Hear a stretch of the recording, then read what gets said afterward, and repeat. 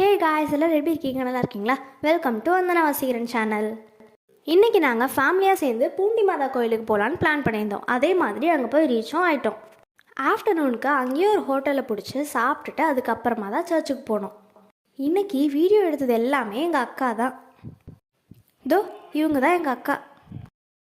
மெழுகுவத்திலாம் ஏற்றிட்டு சாமி கும்பிட்டுட்டு வெளியே வந்து பார்த்தா அங்கே அவ்வளோ அழகாக குடில் செஞ்சு வச்சுருந்தாங்க.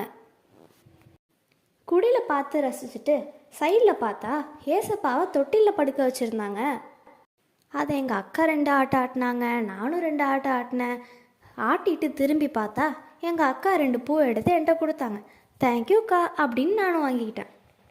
பூவை வாங்கிட்டு திரும்பி பார்த்தா புனித பூமின்னு ஒன்று இருந்தது. இந்த பக்கம் பார்த்தா குடில், அந்த பக்கம் பார்த்தா கோவில், நேராக பார்த்தா புனித பூமி. அப்பா சூப்பராக இருந்தது. வெளியே ஒரு ஆளுக்கு 5 ருபீஸ் கொடுத்தா தான் உள்ளே போக முடியும்னு சொன்னாங்க. சரின்னு 5 ருபீஸ் கொடுத்துட்டு உள்ளே போனோம். உள்ளே போனது தான் கண்ணை மூடவே முடியாத மாதிரி எல்லாமே அவ்வளோ சூப்பராக இருந்தது. உண்மையான மனுஷங்க மாதிரி, உண்மையான விலங்குகள் மாதிரிலாம் செஞ்சு வச்சுருந்தாங்க. அதுக்கு கீழே அதோட பேரையும் போட்டு வச்சுருந்தாங்க. நீங்களே பாருங்களேன், எவ்வளோ சூப்பராக இருக்குல்ல. சைடில் மட்டும் பார்க்காம கொஞ்சம் மேலேயும் பார்த்தா உண்மையான குகை மாதிரியே செஞ்சு வச்சுருந்தாங்க. எல்லாத்தையும் சுற்றி பார்த்துட்டு படிக்கட்டு மேலே ஏறி போனால் அங்கே இயேசுவை சிலுவையில் அரைஞ்சது மாதிரி ஒரு சுருவம் செஞ்சு வச்சுருந்தாங்க. அது அப்படியே ரியலாக இருக்க மாதிரியே இருந்தது. இது எல்லாத்தையும் பார்த்து முடிச்சுட்டு படிக்கட்டு வழியாகவே இறங்கி அப்படியே வெளில வந்தாச்சு. அவ்வளோ சூப்பராக இருந்தது. நீங்கள் ஒரு தடவை பூண்டி மாதா சர்ச்சுக்கு போனீங்கன்னா கண்டிப்பாக ஹோலி லேண்ட்குள்ளே ஒரு தடவையாவது போய் ட்ரை பண்ணி பாருங்கள்.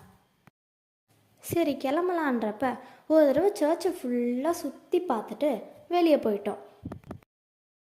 வெளியே போய் பார்த்தா நிறைய புனிதர்களோட ஸ்டாச்சுலாம் வச்சுருந்தாங்க. அது ஒன்றா அப்படியே பார்த்துட்ருக்கப்ப திடீர்னு லைட்டு போட்டாங்க. ஈவினிங் ஆனால் லைட்டு போடுவாங்க போல். அதையெல்லாம் பார்த்துட்ருக்கப்ப என்னடா இவ்வளோ சத்தமாக இருக்கேன்னு மேலே பார்த்தா அங்கே காக்கா, கொக்கு, கிளி இதெல்லாம் வந்து மரத்து மேலே உட்காந்துட்டு இருந்தது. ஓகே கைஸ், மறக்காமல் சப்ஸ்கிரைப் பண்ணிடுங்க. பாய் பாய்.